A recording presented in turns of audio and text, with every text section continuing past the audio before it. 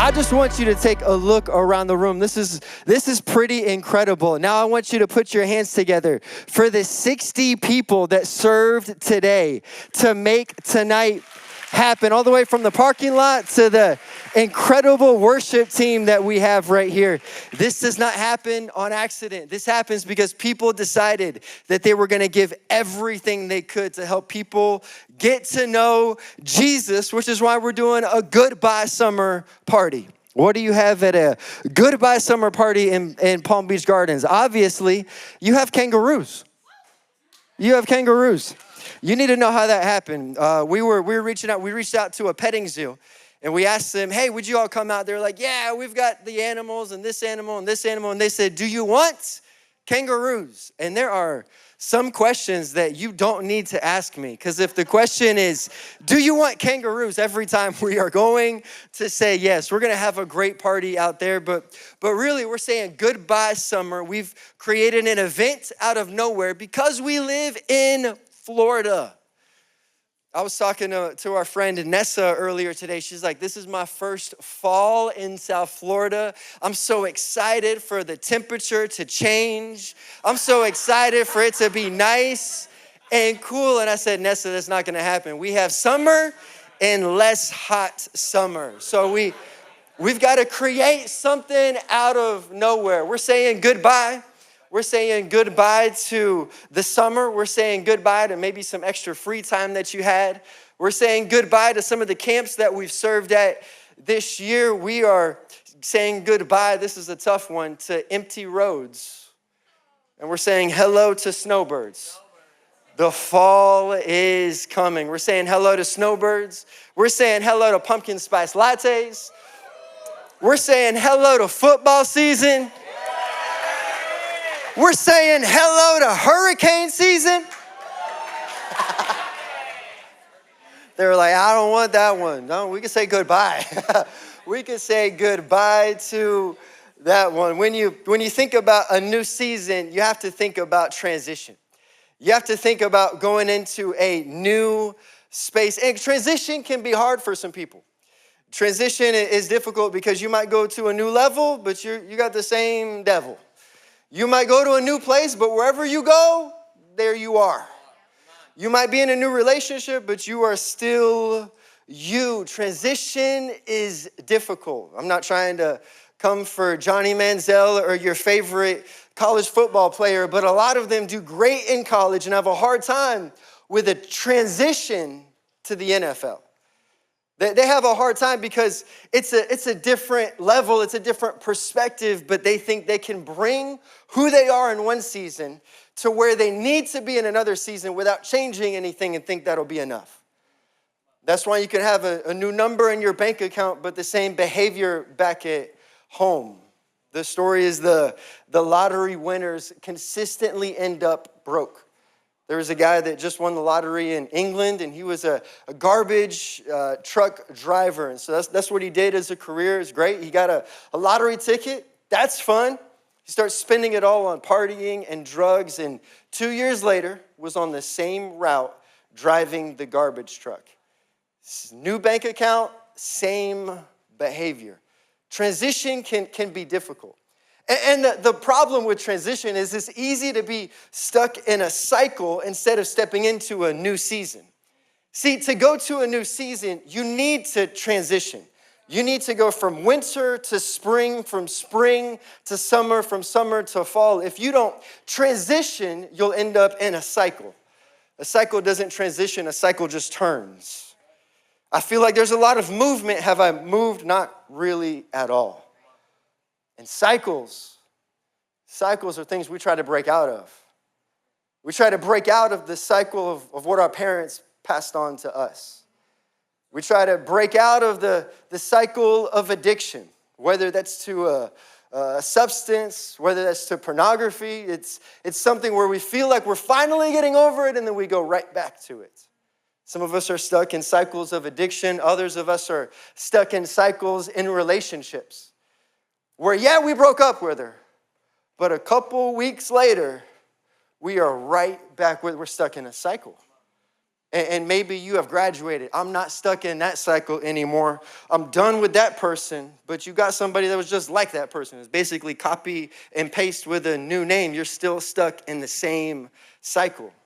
Could be a money cycle where you just consistently overspend and you feel like you're out of control. Maybe it's a financial success cycle where you keep on getting more, but the more you get, the less you're satisfied. You're stuck in a cycle. And can I tell you, cycles are not where Christians are supposed to live. He's not a God of the cycle. He's a God of seasons. You know, seasons were his idea. He said we're going to go from one season and transition into another. God is not the God of Abraham and Abraham and Abraham.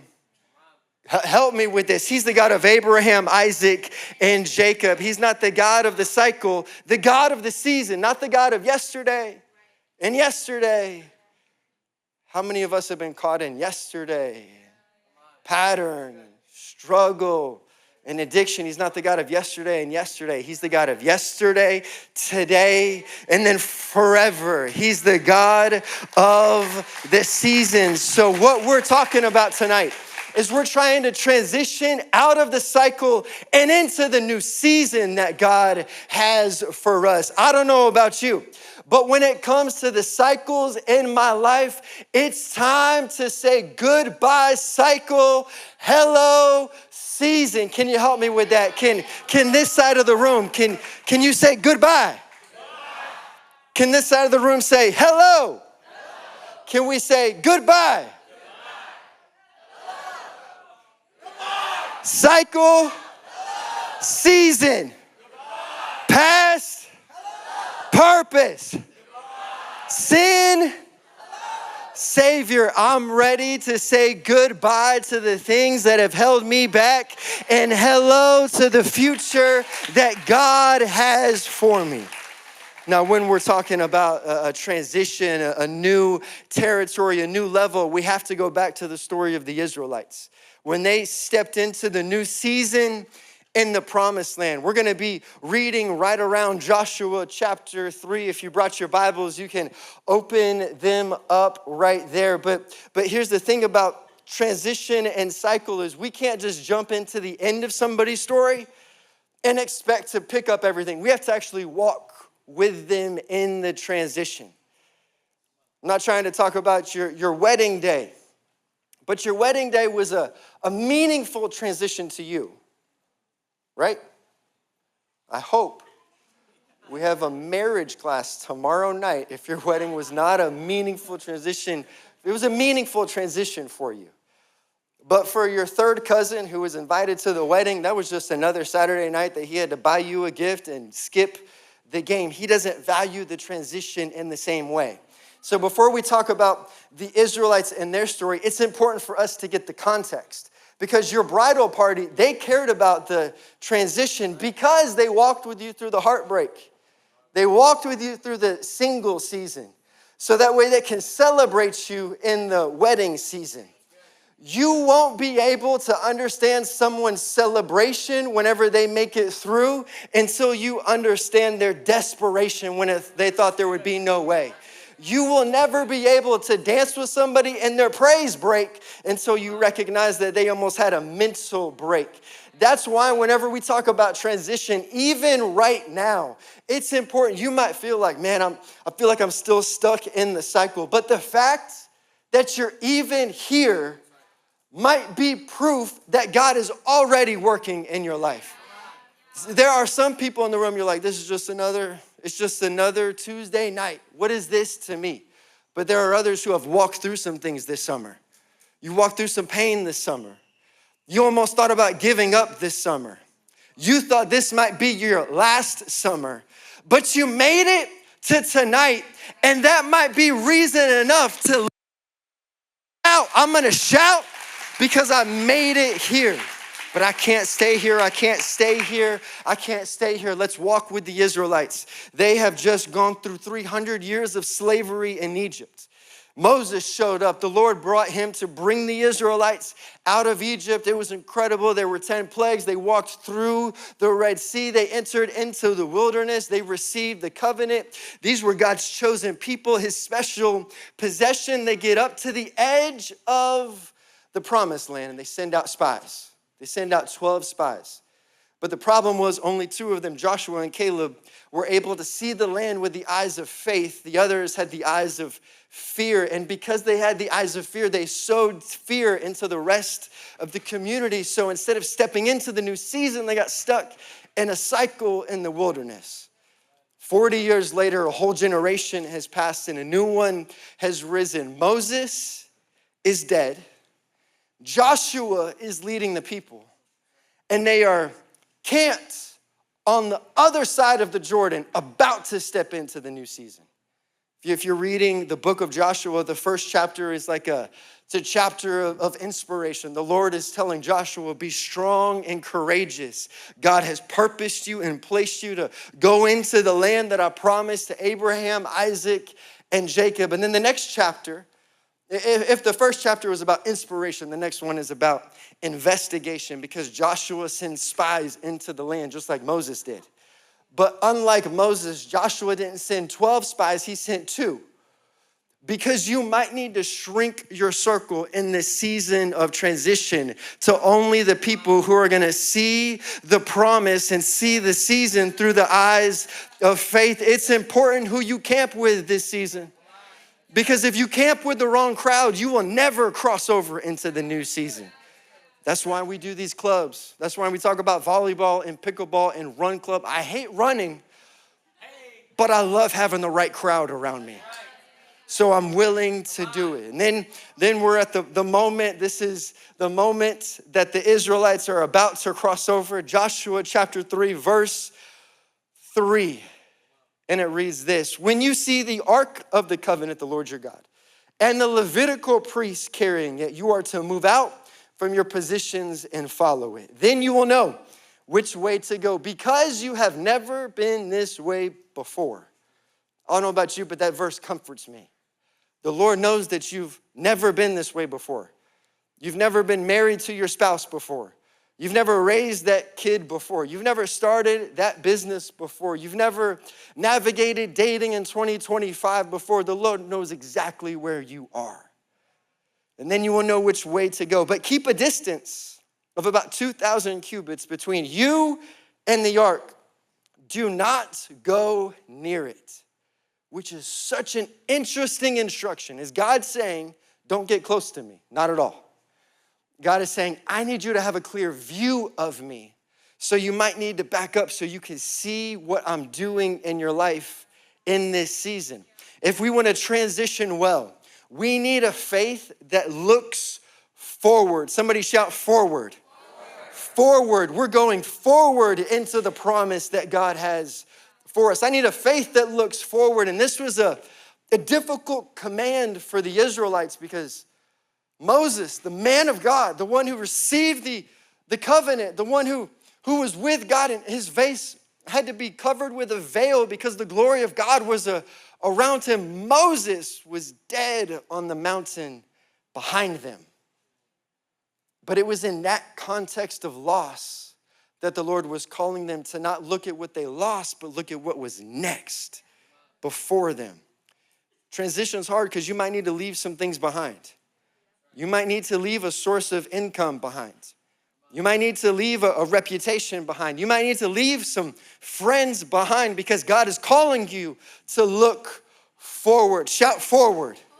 I need a faith that looks forward. This is crazy. This is why I love the Bible, because I want you to picture the scene. You got the Israelites right here.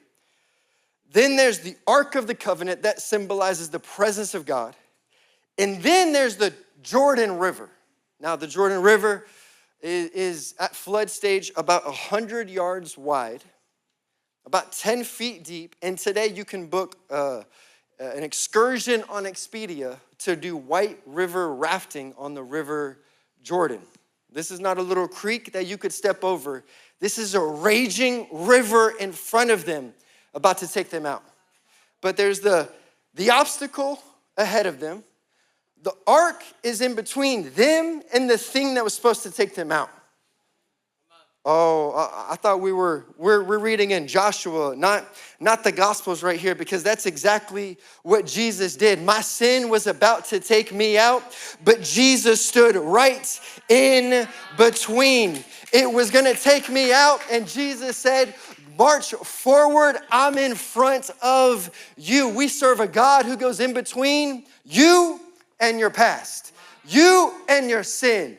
You and Satan. Jesus stands in between and says, fix your eyes forward. We're going into the promise. We're going forward, we're going forward, we're going forward. The Israelites, they begin to move forward, and in verse 15, it reads this.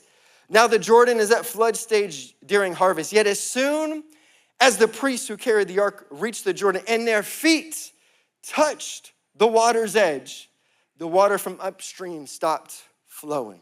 I'm going to stop reading right there. As soon as their feet touched the edge, the water stopped. How incredible is this? It's especially incredible when you think about what they remember. They were told stories of the last time that the Israelites got to a body of water that God called them to cross. Nobody had to get their feet wet. Moses stood out there with a staff and raised his staff, and then the waters parted before him. But God's not going to show up how he did last time, this time. Don't look for God in the same ways that he showed up the last time he provided. He's doing a new thing. He tells the priest that you can't just have a faith that looks forward. You need a faith that steps out. That steps out. Imagine the courage of these priests who were born in the desert wilderness. They weren't born in South Florida. They didn't know how to swim. They are expecting that God would just have somebody lift up a staff and it would part. But now, you want me to get my feet wet? You want me to serve on the team? You want me to start giving? I don't know about that, but I've got to have a faith that steps. I got to have a faith that steps out. It's a small little step. What did Neil Armstrong say? One small step for man is one giant leap for mankind. I think that's the same way that God works a little bit. A small step of faith is never a small step if it leaves a big legacy. One small step of faith is one large leap for what God is doing. I wonder how Neil would say it if he was there. I think he would say one small step for a priest, one giant leap into the promised land. One small step, one small step. One small step for a dad to start coming to church might be a giant leap breaking generational curses off of his family. One small step for a mom to get down on her knees and start bending the ear of heaven, praying, believing that God would work a miracle might be a giant leap in her kids' faith. One small step with God could be a giant leap towards revival. Shout forward. We're going forward. We're going forward. The priests, they walk into the Jordan. By the way, the Ark of the Covenant was about 250 pounds. So they're walking into the Jordan. They're carrying a 250-pound weight on their back. And I love the next verse right here. It says this in Joshua 4, verse 10. Now the priests who were carrying the ark remained standing in the middle of the Jordan until everything the Lord had commanded Joshua was done by the people. And just as Moses had directed Joshua, the people hurried over. They remained standing.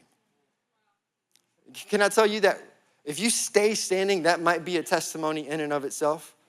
I stayed standing. I was carrying what God told me to carry, and I didn't move from where God told me to move. I had a faith to stay standing. Faith to stay standing. It's incredible. I used ChatGPT when I wrote this message. I said, I got in trouble just now by somebody. They took notes. No, I said, ChatGPT, assume I have 3 million people and I'm crossing the Jordan at flood stage. Assume that God worked a miracle and I'm crossing on dry ground, and then I input all the geographical details that the Bible gives us. How long would it take for the people to cross over? And unless they were Navy SEAL marching formation, it would take 30 hours for the people of Israel to cross over. 30 hours.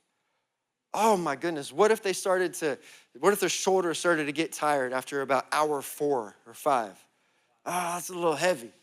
It's a little heavy. Can you tap me in? I'm tired.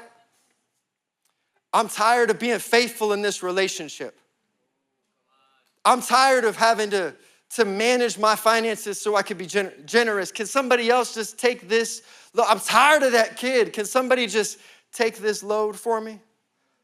But the priests, they stayed standing.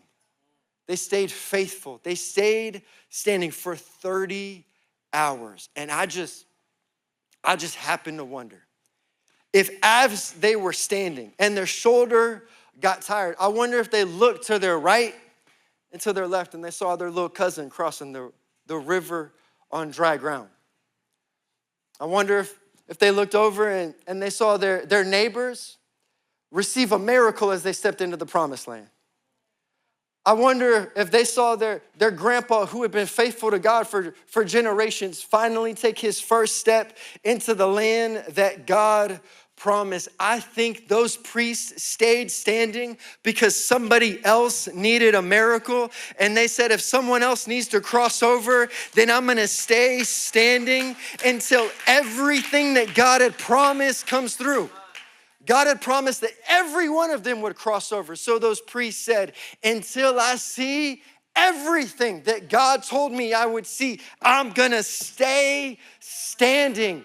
You know what the church needs today? Not just people to take a stand. That's easy. We need men and women who can stay standing through the seasons of difficulty. Stay standing when culture wants to break you down. Stay standing when you feel like giving up. I need 3 people to stay standing. We gotta stay standing. We gotta stay standing. Why? Because there's a generation crossing beside us. Why would they stay standing for 3 million people when we live in South Florida with 6 million people who don't know Jesus? They need to cross over the Jordan. These guys need to cross over their lives. They need to cross over their lives. Every time we walk into Publix, every face we see should be a reason that we stay standing. Every kid we serve on Sunday at CF Kids should be a reason that we stay standing. I could tell you stories. A guy named David. A guy named David was a volunteer when I was a student in middle school and high school. And David never preached like this. He never did anything big or flashy, but he opened his house every week and let us do a Bible study in there. He stayed standing. And I wonder if the only reason that I'm standing today is because he stood standing for me. Who will be standing in the future because you stayed standing today? It's not just about a faith that'll step out. It's a faith that will stay standing and carry what it is that God told us to carry. Come on, we're going forward. Shout forward. We got to cross the Jordan. We're going to go to the next verse right here. We are in Joshua 4, verse 4. Come on, we're about to cross over. Say cross over. We got to cross over the river Jordan. I'm going to read it to you right here. It says, Joshua called them together. 12 men he appointed from the Israelites, 1 from each tribe. And he said to them, go over to the ark of the Lord your God, which is currently in the middle of the Jordan. Go into the middle of the Jordan, and each of you take up a stone on his shoulder, according to the number of tribes of the Israelites. There's 12 tribes of Israel, so we're getting 12 stones. In the future, when your children ask you, what do these stones mean? What do these stones mean? Tell them that the flow of the Jordan was cut off before the ark of the covenant of the Lord. When it crossed the Jordan, the waters of the Jordan were cut off. These stones are to be a memorial to the people of Israel forever. We need a faith that doesn't just look forward, that doesn't just step out or stay standing. We need a faith that'll point back. We need a faith that will point back.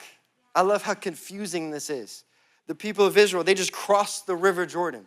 They are now stepping in to the land that was promised to their ancestors, Abraham, Isaac, and Jacob. This is the land that they grew up believing in. This is the territory that God had given them. And as soon as they take the first step over, Joshua says, go back.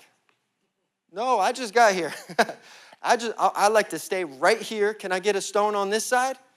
Can I get a stone on this side and tell them that we crossed to this side on dry ground? But the Lord said, go back to the middle.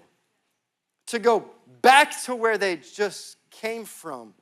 To pick up a stone and bring it over so they could tell generations. I wonder what the Lord was teaching them right there. Maybe you need to go back and get something from what you just came through. Maybe just making it through the summer wasn't enough. Maybe you need to go back and get something from what you just came through. Because I don't have a verse for this, but I'm willing to bet that for generations after, anytime a kid said, what's that stone mean right there? I bet they all said, that stone was supposed to be rock bottom.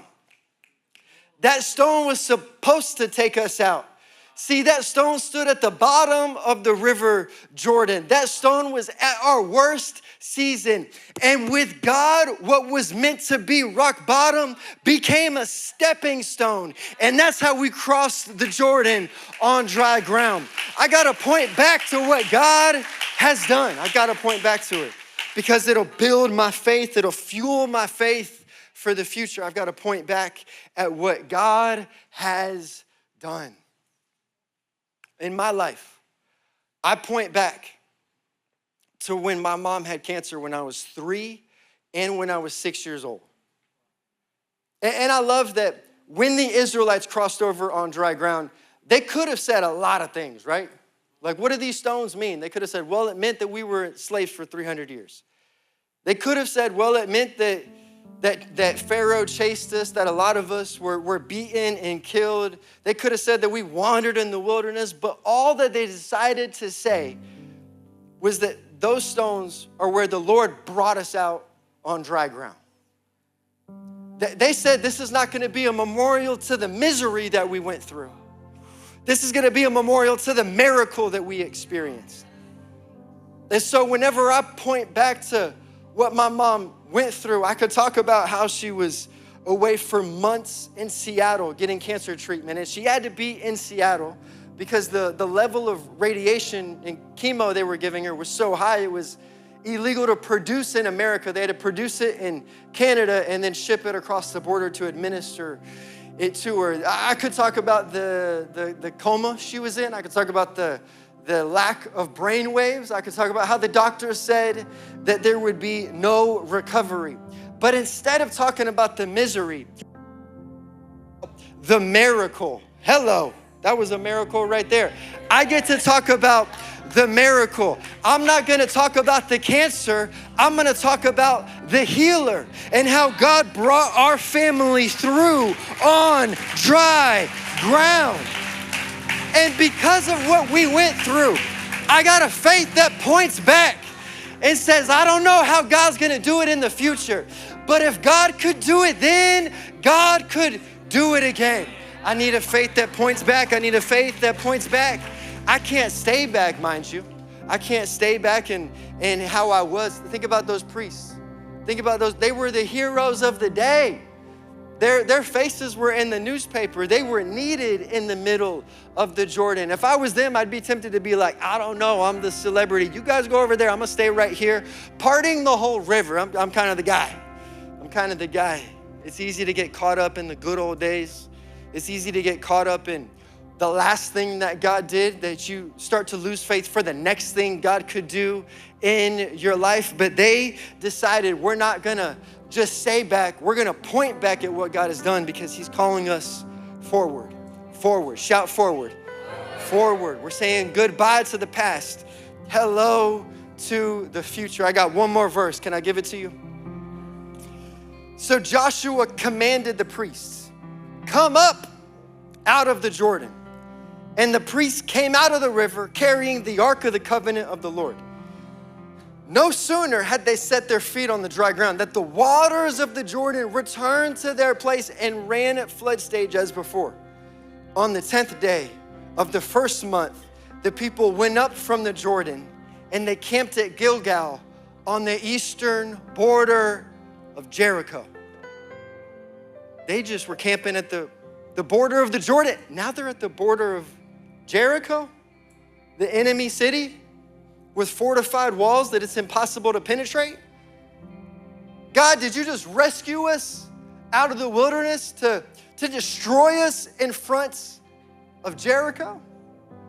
When God takes you to a new season, it's not just about a faith that looks forward and a faith that steps out and stays standing and points back. It's about a faith that will look forward again. Again. Again. I wonder if that's why we sing that song. Again and again and again. Shout again. Again. See, I just went through the Jordan, but now I'm at the border of Jericho. And there's two things that could control my life right now. I could either listen to the voice of fear. These walls are too big. The people are too strong. We're not a fighting people. We don't have any experience with it. The diagnosis is too severe. The bank account's too low. I've been single for too long. I've been depressed for far too long. It's too heavy. The anxiety is too real. I can't get past it. I could listen to the eyes or listen to the voice of fear, or I could listen to the voice of faith. I don't know about you. I want to listen to the voice of faith. I want to be a man of faith. And I don't know who came up with the phrase blind faith, but I don't read about blind faith in the Bible anywhere. It's not like God brought them through the wilderness, set them on the other side of the Jordan and said, now close your eyes. I'm going to do this. That's not what he did. He said, put your eyes open. Look forward. Look forward again. I don't need blind faith because faith is not the absence of fear. It's the awareness that the Holy Spirit is with me, whatever I face. So I can look forward again. I can look forward again.